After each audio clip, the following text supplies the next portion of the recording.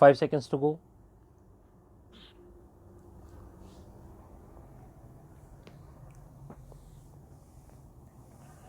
Start.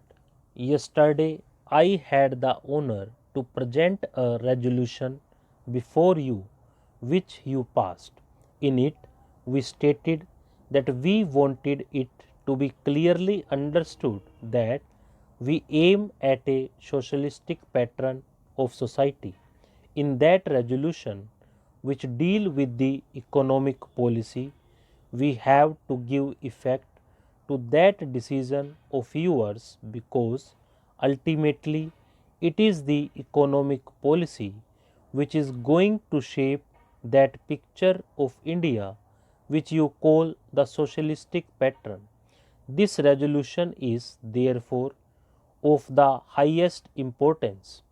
In a resolution of this kind, however long drawn out it might be, one cannot enter into the details of policies.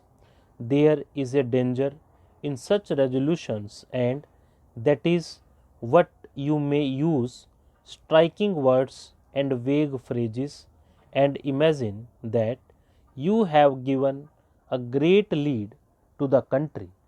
That does not help us because we have to solve the problems of India. How to deal with those problems is itself a problem. The problems of unemployment and of raising the level of our people are not solved by broad decisions or slogans.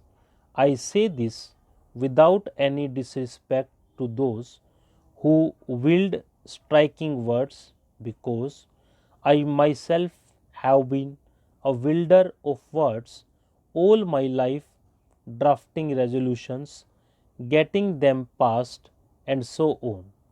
But a time comes when you have to forget words and deal with hard actualities.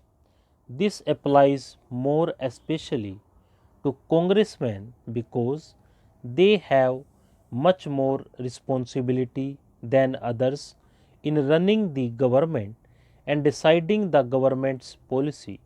For us, merely to write resolutions is not good enough. What then must we do? The only thing to be done is to sit down and draw up a plan, a detailed plan. That is the function of the planning commission and of the government and of those whom they consult. Obviously, a Congress session cannot sit down and draw up a 5-year plan, but in a resolution of this kind, we have to indicate the type of thinking needed in drawing up that plan. This resolution contains a brief reference to the objective to be achieved.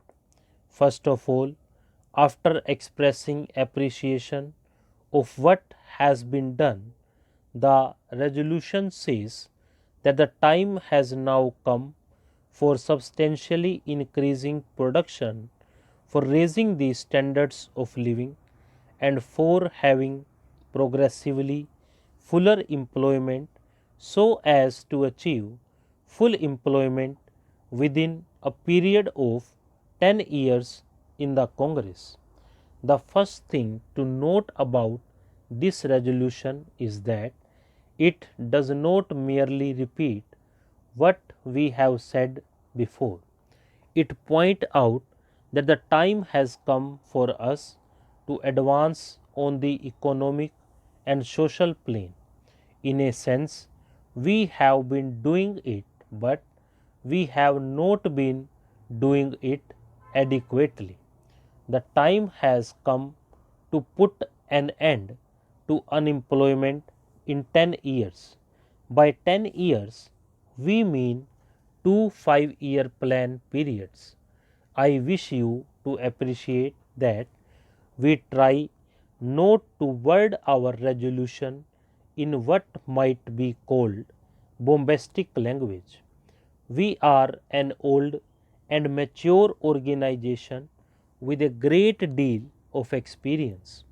It is not desirable, therefore, that we should use words which are vague and meaningless. On the whole, we understate what we propose to do. If we really give effect to this resolution, it means bringing about a revolution in this country, an economic revolution bigger than any that has taken place in our times. Take the simple fact of putting an end to unemployment within 10 years. Just try to think what it means in this country with its population growing year by year. It is a terrific job, the like of which has not been done in these circumstances in any other country. We talk about planning. As you all know, planning is essential, and without it, there would be anarchy in our economic development. About 5 years ago, planning was not acceptable to many people in high places, but today it has come to be recognized as essential even by the man in the street. Our first 5-year plan is now about 3 years old, and we are now thinking about our second 5-year plan. A phrase in this resolution says that the second 5-year plan must keep the national aims of a welfare state and a socialistic economy before it. These can only be achieved by a considerable increase in national income, and our economic policy must therefore aim at plenty and equitable distribution. The second 5-year plan must keep these objectives in view and should be based on the physical needs of the people. These are really the important and governing words of the resolution and ought to be the controlling factors in drawing up the second 5-year plan. Before going on to other aspects of the question, may I say that a welfare state and a socialistic pattern of economy are not synonymous expressions.